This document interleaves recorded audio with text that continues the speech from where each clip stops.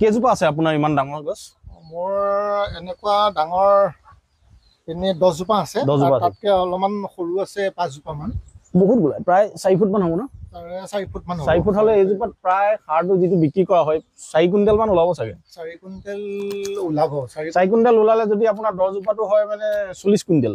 40 কুইণ্টেলতো বহুত টকা হ'বগে। এজোপা নহয়, দুজোপা নহয়, 3 জোপা নহয়, 13 জোপা চন্দন গছ, তাকো ৰঙা চন্দন গছ। আৰু বহুতে কয় অসমত চন্দন গছ নহয়, মৰি যায়, অসমৰ মাটিত নহয়, বিক্ৰী নহয়। কিন্তু ইয়াত দেখুৱাই আছো মই কিমান ডাঙৰ ডাঙৰ চন্দন গছ আৰু ৰঙা চন্দন। গোলাইটো কিমান মই ববমাই ধৰিলতে গম পাইছে। এজোপা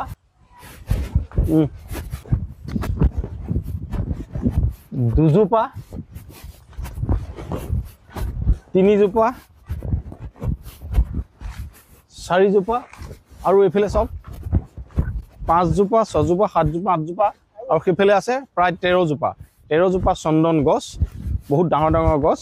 কিন্তু বহুতে ভাবে যে অসমত চন্দন গছ নহয়। কিন্তু এই এজোপা চন্দন গছৰ ভেলু ইয়াত কিমান হ'ব পাৰে? মই প্ৰথম জোপা মই দেখাই আছো। এই ডাঙৰ চন্দন জোপা দেখাইছো, মই ঢুকি পোৱা নাই, গোলাইটো ইমান ডাঙৰ।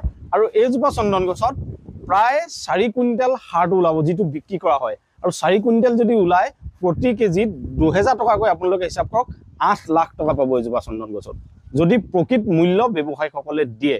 গতিকে চাওক চন্দন গছত কিমান লাভ হ'ব পাৰে। গতিকে আপোনালোকে চন্দন গছৰ পুলি ৰুৱক আৰু এদিন অপেক্ষা কৰি থাকক, এদিন নিশ্চয় আপোনালোক সফল হ'ব। মই সৰুৰে পৰা গছৰ প্ৰতি খুব আকৃষ্ট, মানে গছ লগাব লাগে, ভাল লাগে গছ পুলি লগাই। তাৰপিছত মই এজন বেংগলী সম্প্ৰদায়ৰ মানুহে মানে মোক দিছিলে, য'ৰ পৰা গছ পুলি আনো, তেওঁ দিছিলে 2টা লগাই থোৱা। মই বোলো কিয় লগাব লাগে, মই চন্দন গছ চিনি নাপাওঁ না।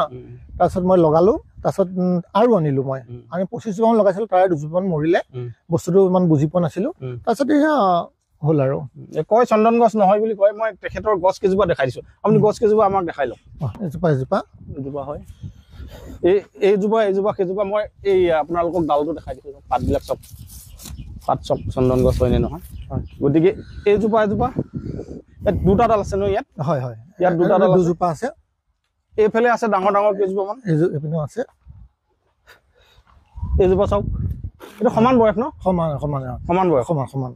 বাপৰে, ইমান ডাঙৰ ডাঙৰ আপুনি গছ কৰিলে। খুব মূল্যৱান গছ, সেইটো কাৰণে মই লগাই থৈছো। এটা সময়ত তেখেতে নিশ্চিতভাৱে ইয়াৰ জৰিয়তে এটা ধন নিশ্চয় পাব। গতিকে আপোনাৰ যদি 10 জোপা গছত হয়, আপুনি এজোপাত মোটামুটি 4 লাখকে হ'লেও 40 লাখ টকা কমেও আমি ধৰিব পাৰোঁ। হয় হয়। গতিকে এজন নিবনুৱাই যদি তেখেতৰ বাৰীত কেইজোপামান গছ ৰুই থয়, যদি চন্দন গছ ৰুৱে, তেতিয়াহ'লে নিশ্চিতভাৱে সময়ত এটা ভাল ইনকম হ'ব, এই কথাটো নিশ্চিত। গতিকে